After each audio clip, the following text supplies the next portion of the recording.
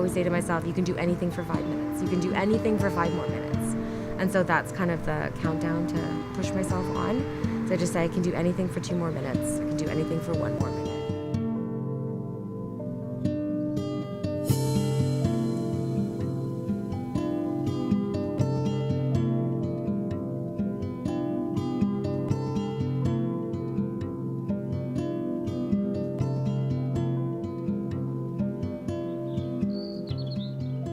Really, it's become part of my life now. I can't imagine not going for a run. And literally a year ago, I would have said, I don't know why anybody would run. But when you get up and go for that run, you don't feel the same when you come back. When I first started running, I was like, why do people do this? This is not fun.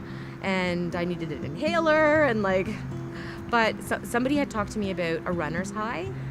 And I never knew what they were talking about. And I thought, this is crazy. I'll never get that because I'm not a professional runner. And I did have it. And it was only about a year ago that I had my first runner's high. And I thought I was going to faint, actually. I got all goosebumpy and I didn't know what was happening. But then I realized what that was a runner's high.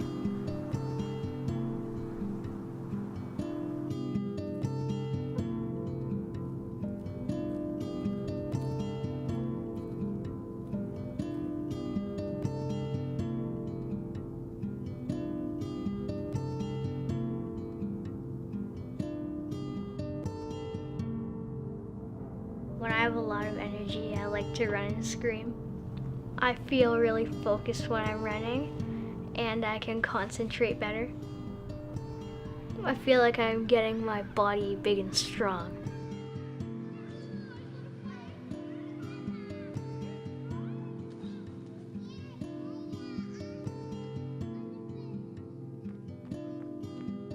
Even though it's a sport that's incredibly humbling and painful, it just kind of makes you want to keep going at it and keep getting better and keep going farther and faster and all that fun stuff that hurts the whole time and never gets any less painful. You process a lot. It's no different than the emotions that you kind of feel right now. You experience those while you're out there thinking about these things while you're running. As a little girl, I was always kind of anxious. I was always known as the worrier, the kid that always worried. So then I was about 21 and I had my first panic attack. And I didn't know what it was and I thought I was having a stroke, so I went to the doctor. First I went to the hospital actually, and then that doctor said, no, sweetie, you had your first panic attack. I didn't want to have a mental illness, I didn't want to have anxiety. And then when I was finally diagnosed with OCD, I thought I didn't have it because I didn't wash my hands 30 times a day. I have the kind of OCD where just racing thoughts, spinning thoughts, always thinking too much, brain can't shut off.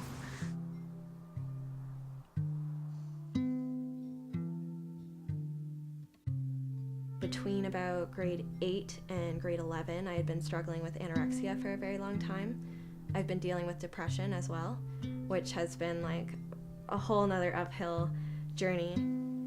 It almost feels like a physical force is holding you there, and you just don't want to move out of bed. You just can't face it that day. It's just one of those days. The same as when you're running, you could start running and you're I still have this certain amount to go to get back home, to get to the finish line, whatever it is. And you're just I just can't.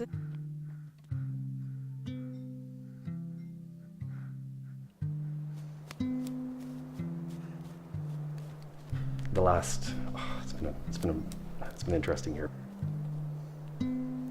Thinking about it and starting to think about the year and the significant stuff that's happened, it's been more than that. But my daughter gave me these pair of mitts that are Old Neighbor mitt for us. They're little pink gloves. On one of my long runs for the, getting ready for the marathon, she had been admitted to hospital, and I saw her husband and her son backing out of the driveway, and I kind of waved, and that was the day she'd passed away. So.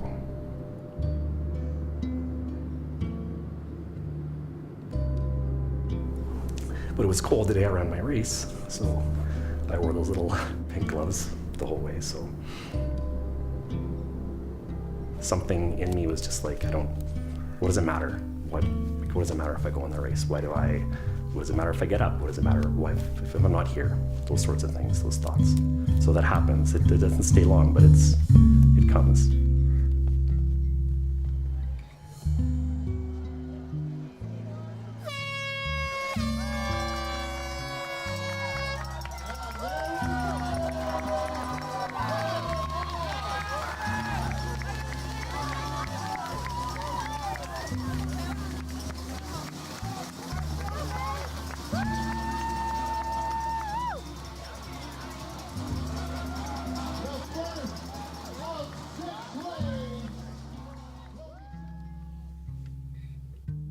I typically, even if it's a little run, I'll dedicate that to something.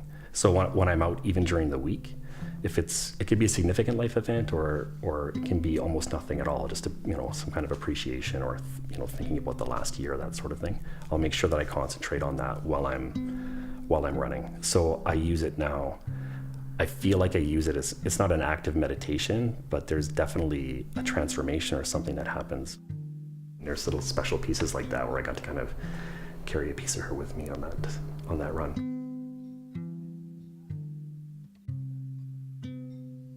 You always have like people supporting you, whether it's some random person in a race that like happens to be on the course and is screaming at you to not give up and to keep going, or it's like your friend or your boyfriend or whoever telling you like, no, let's get out of bed, like let's do this one step at a time. And everybody does it for like a different reason, which is like weird that we're all still kind of connected, but it's just that we're doing it and we're doing it together.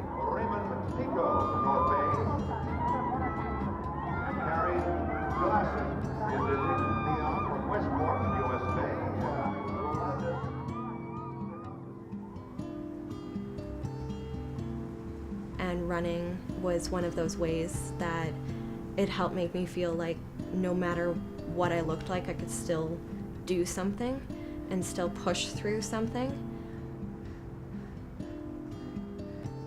Running is clarity for me. It clears everything. I feel like I can solve the world's problems, whatever's going on in my life during a run. You're not beating it, but you're running with it. Like that the first thing I want to do is run. Even if I'm at work and something happens, I want to run.